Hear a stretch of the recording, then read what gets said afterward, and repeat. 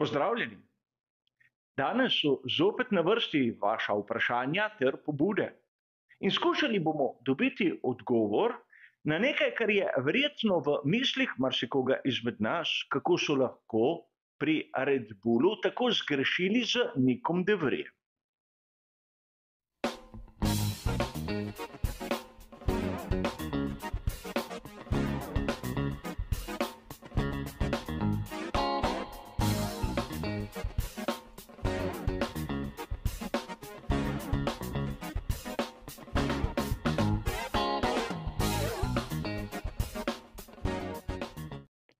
Verjamem, da je to vprašanje prišlo na misel marsikomu izmed vas. Namreč pri Red Bullu so znani po tem, da imajo izjemno širok bazen mladih voznikov, med katerimi pač izberejo le najboljše. In tokrat so šli proti svojim notranjim pravilom. Poklicali so voznika od zunaj. Nick de Vries je produkt vozniške šole tovarniške ekipe Mercedes. In poleg tega se je izkazalo, da ta voznik ne samo, da je odvzel mesto enemu izmed, recimo temu, njihovih potencialnih talentov, temveč je tudi razočaral. Ni dosegel tistega, kar se je od njega pričakovalo. A verjetno tu, na tem mestu, moramo razložiti, kaj so pravzaprav pri Alfa Tauriju pričakovali od Nicka de Vriesa. Nick de Vries ni prišel v Formulo 1, da bi bil, dovolite mi izraz, novinec. Od njega se je pričakovalo že stopnjo višjo zrelost. Namreč Nick de Vries naj bi bil tisti vodilni voznik. Dobil naj bi vlogo, ki je bila v sezoni 2022 tista, ki jo je opravljal Pierre Gasly. Voditi ekipo, usmerjati razvoj, bdeti nad Yukijem Tsunodom. A opazili smo dokaj hitro, da v vsaki od teh treh nalog Nick de Vries ni blestel. In to je malce čudno za mladeniča, ki jih ima že 28 let, ki je svetovni prvak Formule E in je zmagal tudi prvenstvo Formule 2. A tu moramo narediti korak nazaj. Pred časom sem napravil poseben prispevek, v katerem sem skušal predstaviti, kako mi, navdušenci, lahko prepoznamo bodočega šampiona. Kolikor vas zanima, imate bližnjico do tega posnetka, kot običajno tam zgoraj. Rad bi tu na hitro obnovil, da voznik, ki kaže tisto nekaj več, tisti poseben talent, običajno, naprimer v Formuli 2, preživi samo sezono. In kot novinec v večini primerov tudi osvoji naslov. A tega pri de Vriesu nismo videli. Res, osvojil je naslov, ampak ne v svoji prvi sezoni. Če smo pravzaprav iskreni, takrat njegov prvi zasledovalec v skupni razvrstitvi Formule 2 je bil Nicolas Latifi. Spoštovanja vreden voznik, a daleč od tega, da bi bil nekdo, ki je bil, vsaj v tistih sezonah, presneto hiter. A vrnimo se k de Vriesu. Dobro poznamo njegovo zgodbo. Na veliki nagradi Italije v sezoni 2022 je v zadnjem trenutku vskočil na mesto Aleksandra Albona. In takrat z Williamsom osvojil točke. Helmut Marko ga je želel imeti zase.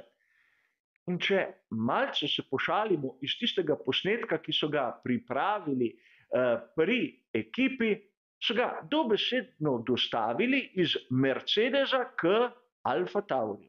Brez vprašanj, brez pogojev, samo imejte ga. Zakaj, če je bil tako hiter, tako talentiran, tak up na prihodnost? Verjetno pri Mercedesu so vedeli nekaj, kar mi, navdušenci, nismo. In konec koncev, kar je bolj pomembno, kar ni vedel niti Helmut Marko.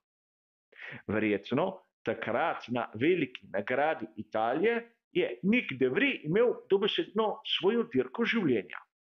In dosegel je rezultat, ki ga nihče ni pričakoval. A na to je sledilo tistih 10 dirk, kjer dobesedno v letošnji sezoni je bil Yuki Tsunoda od njega boljši. Pravzaprav, če ga primerjamo naprimer s Georgeom Russellom, nam je takoj jasno, da Nick de Vries je pogorel, kajti George Russell, kljub temu, da je bil v njegovi prvi sezoni pri Williamsu njegov moštveni kolega Robert Kubica, je takoj prevzel vodilno vlogo, začel usmerjati razvoj in nekako začel tudi biti prvi vodilni voznik. Medtem ko Nick de Vries se je ukvarjal bolj sam s seboj, seveda z bolidom, ki je daleč od tega, da bi bil konkurenčen, ampak prav v težkih pogojih se pokaže, kdo ima tisto nekaj več in kdo ne. A ostaja odprto vprašanje, zakaj Helmut Marko je dal zaupanje Nicku de Vriesu in ne naprimer Liamu Lawsonu, ki je bil preusmerjen iz Formule 2 na japonsko prvenstvo superformule. In tu seveda imamo lahko več razlag. Prva je ta, da Helmut Marko ima že precej let in mogoče prihaja nekje tam v daljni prihodnosti tudi trenutek upokojitve. Drugič, Nicka de Vriesa so vzeli prav zato, ker so vedeli, da ne bo kos svoji nalogi, in je bil neko mašilo, katerega so se rešili po 10 dirkah. Tudi to je možno, tako niso uničili kariere nobenemu izmed svojih, imeli so nekega voznika v Alfa Tauriju in napravili so prostor Danielu Ricciardu. In seveda obstaja še kakšna druga možna razlaga, a sam racionalno ne vidim, zakaj so Nicku de Vriesu dali to možnost in bodimo iskreni, tudi napovedovali njegov odhod, s tem, da je Daniel Ricciardo napravil sedež pri Alfa Tauriju na začetku maja, ko je Helmut Marko dejal, da je ultimat, da se nekaj spremeni pri nizozemskem vozniku do velike nagrade Španije in sedaj po veliki nagradi Velike Britanije, po svojem, ni nič čudnega, če so se za to odločili. A tu se moramo seveda sprijazniti z dejstvom, da Nick de Vries, simpatičen ali antipatičen, nima tistega nekaj več, kar bi ga lahko uvrstilo med najboljše voznike v svetu motošporta, še posebej v Formuli 1.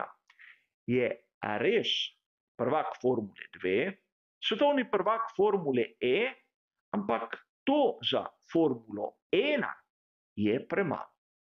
Koliko drugih voznikov ima takšne naslove, posebej v tistih, imenujemo jih, vmesnih generacijah, ko ni neke visoke stopnje konkurenčnosti in pravzaprav še zmeraj niso dovolj dobri. Spomnimo se samo Stoffla Van Dorna, ki je bil v ekipi Formule E moštveni kolega de Vriesa in tudi on svetovni prvak Formule E. Kljub vsemu v Formuli 1 je v McLarenu pogorel. Ampak ne zaradi tega, ker je bil takrat McLaren slab ali ker Fernando Alonso je bil bistveno boljši. Stoffel Van Dorn je bil tisti, ki je razočaral kljub velikim obetom v nižjih kategorijah. A to je znana zgodba. Kaj sedaj čaka de Vriesa, sam osebno ne vem. Ampak menim, da bo dobil kakšno priložnost, naprimer v Formuli Indica, ker mnogi vozniki, naprimer Formuli 2, ki jim ne uspe preboj, poiščejo svojo prihodnost. Zanimiva je tudi opcija v prvenstvu vztrajnostnih prototipov. In konec koncev lahko se bo vrnil tudi v Formulo E. A vseeno, sam težko vidim, da ga bomo še kdaj v Formuli 1 videli. A moj pogled, vseeno pa upam, da sem vam dal nek odgovor na vprašanje, kaj je sploh počel Nick de Vries pri Alfa Tauriju in zakaj so ga izbrali. Za danes, kot ste razumeli, bo to vse. Hvala za vašo pozornost in nasvidenje.